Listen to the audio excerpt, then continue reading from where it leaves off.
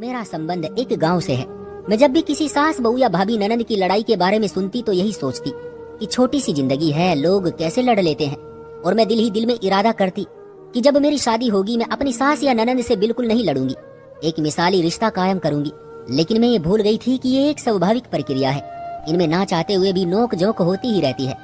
मेरा नाम प्रियंका है और मैं एक हाउस वाइफ हूँ। अभी मैंने बीए पूरा किया था कि मेरी शादी हो गई और मैं ससुराल आ गई।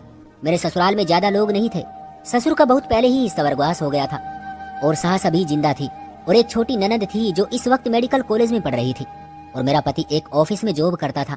मेरे ससुर की अच्छी खासी पेंशन आती थी जो कि मेरी ननद की पढ़ाई पर खर्च हो जाती थी और घर का खर्चा मेरे पति की सैलरी से चलता था। दरअसल मेरी सास और ननद अपने मतलब से मतलब रखती थी, इसलिए वो मुझसे दूर ही रहती थी और ये बात मुझे अपनी बेइज्जती लगती, क्योंकि इस बात को मेरे मायके वालों ने भी नोट किया। और एक दिन जब मेरी भाभी मेरे घर आई हुई थी तब वो मुझसे कहने लगी, लगता है तुम्हारी सास और ननद तुम्हें ज्यादा लिफ्ट नहीं कराती।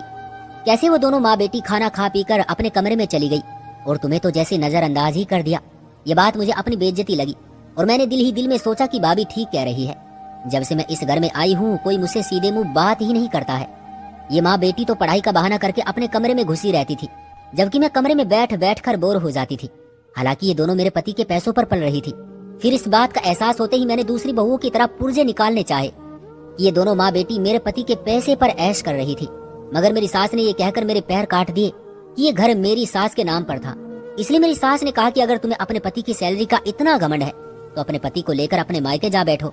ये सुनकर मैं चुप हो गई और दोबारा इस बारे में कोई बात नहीं की, क्योंकि मेरे मायके में तो गिने चुने कमरे थे और उन पर मेरी भाभियां कब्जा जमा कर बैठी थी। इसलिए मैंने चुप रहने में ही भलाई जानी। फिर जब तक मेरी सास जिंदा रही मैं उन दोनों के रूखे फीके रवैयों को बर्दाश्त करती रही। वैसे भी मेरी ननद और सास मेरे किसी काम में टांग नहीं अड़ाती थी।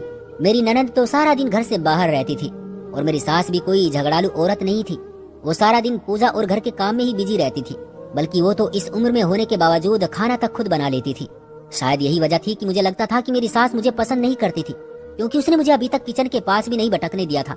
ये बात मैंने अपनी माँ से कही तो वो उल्टा मुझे ही डांटने लगी कि बेटा तुम तो शुक्र करो कि तुम इस झंझट से अब तक बची हुई हो, वरना मुझे ही देख लो कि बहुओं के होते हुए भी मैं ही सारे घर का काम करती हूँ। इसलिए तुम्हें कह रही हूँ कि जब तक तुम्हारी सास तुम्हें किचन संभालने को नहीं कहती तुम खुद से मत कहना, क्योंकि जब तुम्हारी सास मर जाएगी तो तब तुम्हें एहसास होगा कि उसने तुम्हें कितने झंझटों से बचाया हुआ था। माँ की बात सुनकर मैं खामोश हो गई और इस बात का एहसास मुझे तब हुआ जब अचानक ही मेरी सास मर गई और सारे घर की जिम्मेदारी एकदम मेरे सर पर आ गई। मेरी ननद का तो वैसे ही पढ़ाई का बहाना था, इसलिए उसने तो मेरी मदद करने से साफ मना कर दिया। इस तरह मुझे ये घर नर्क लगने लगा, क्योंकि उन दिनों मैं प्रेग्नेंट थी।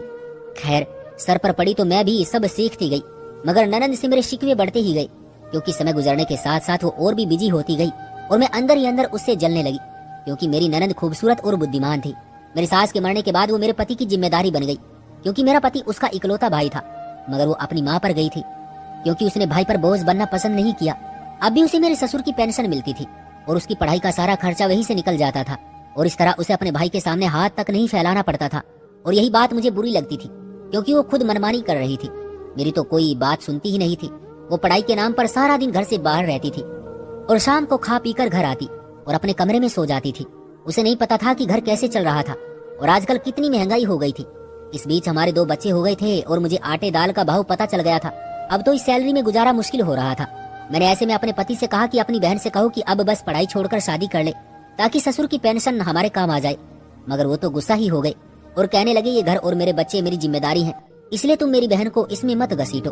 डॉक्टर बनना सिर्फ उसका ही नहीं बल्कि मेरा और मेरे माँ बाप का भी सपना है, इसलिए वो जो कुछ कर रही है उसे करने दो। ये सुनकर मैं जल ही गई।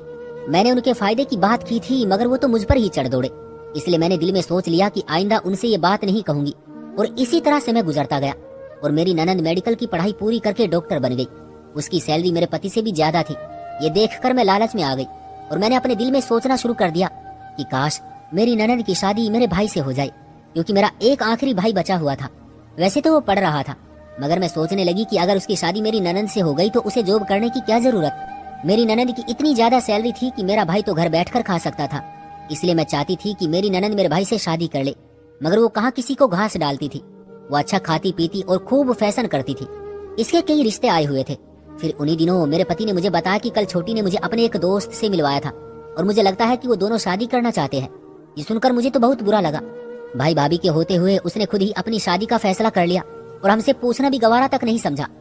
और ये बात मैंने फिर से उसके भाई से दबे दबे शब्दों में कही, मगर उन्हें तो कोई ऐतराज ही नहीं था।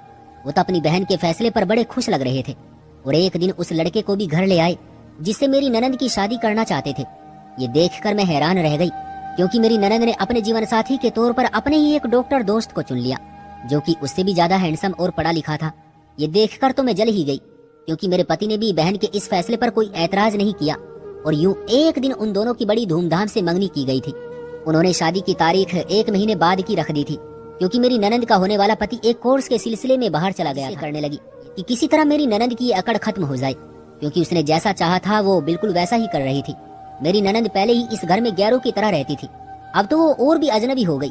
पैसा, शोहरत और खूबसूरत पति के मिलते ही वो और मगरूर हो गई, और अब तो उसकी निगाह जमीन पर टिकती ही नहीं थी, क्योंकि बहुत कम लोग होते हैं जो अपने सपनों को पूरा कर लेते हैं। इसलिए मैं उससे जलने लगी, उसका बुरा सोचने लगी। मैं चाहती थी कि अगर मेरी ननंद मेरी भाभी नहीं बनी तो ये किसी और की भी ना बने। इसलिए मैं कुछ ऐसा सोचने लगी जिससे मेरी ननंद की मंगनी टूट जाए और वो अपनी औकात में आ जाए। इसलिए मैंने एक दिन प्लान बनाया। मैंने सीढ़ियों पर तेल लगा दिया ताकि मेरी ननंद जब सुबह को नीचे उतरे तो उसका पैर फिसल जाए, क्योंकि रोज सुबह जब मेरी ननंद हाई हील पहनकर कट कट करती सीढ़ियों से उतरती थी तो ये देखकर मेरा दिल जलकर कोयला हो जाता था। मेरी ननंद का कमरा ऊपर के हिस्से में था और निचले हिस्से में हम पति पत्नी रहते थे। इसलिए एक रात मैंने सीढ़ियों पर तेल मल दिया और फिर मैं अपने कमरे में आ गई। और मैं दिल ही दिल में खुश होने लगी कि सुबह जब मेरी ननंद सीढ़ियों से उतरेगी तो उसका पैर फिसलेगा और उसकी टांग भी टूट जाएगी। और फिर मैं सपने में देखने लगी कि जब मेरी ननंद की टांग टूट गई तो उसके पति ने उसे जोड़ दिया और वो बेचारी घर बैठ गई। फिर मैंने तरस खाकर अपनी ननंद की शादी अपने भाई के साथ कर दी और मैं जब भी अपने मायके जाती थी उससे अपनी खूब सेवा करवाती थी।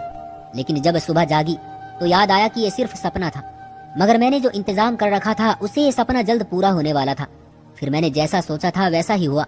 सुबह नाश्ता बनाते हुए मैं किसी के गिरने की और चीखने की आवाज सुनकर बाहर निकली, मगर सामने का मंजर देखकर मेरी आत्मा कांप कर रह गई, क्योंकि मेरी ननंद तो ऊपर ही खड़ी थी जबकि सीढ़ियों पर मेरा पति गिरा हुआ था।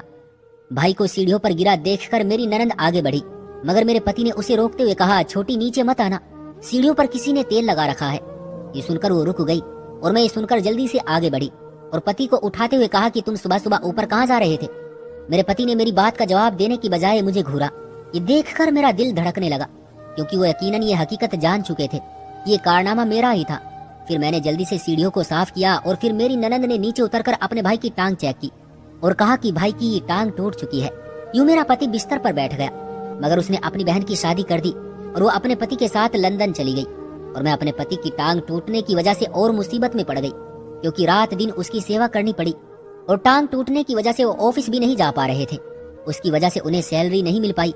यूं मुझे पैसे की तंगी का सामना करना पड़ा। मैंने अपनी ननंद का बुरा चाहा था, मगर वो तो बच गई और मैं अपने बिछाए हुए जाल में खुद फंस गई। जिस ननंद का मैंने बुरा सोचा उसने हमारे बुरे वक्त में हमारा बहुत साथ दिया, अपने भाई के पैर का ऑपरेशन करवाया और हमारी बहुत सी मदद भी करती रही।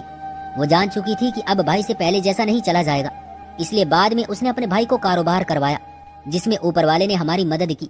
मेरे पति की नीयत साफ थी और कारोबार दिन ब दिन रात तरक्की करने लगा और फिर हम खुशी खुशी रहने लगे। तो दोस्तों, ये थी हमारी आज की कहानी। उम्मीद करते हैं कि आपको पसंद आई होगी। आपका क्या कहना है इस कहानी के बारे में, कमेंट करके हमें जरूर बताएं। वीडियो को लाइक करके चैनल को सब्सक्राइब कर लीजिए और साथ में घंटी को दबाकर ऑल पर सेट कर लीजिए ताकि आने वाली वीडियो आपको तुरंत मिले। मुझे दीजिए अगली वीडियो तक इजाजत।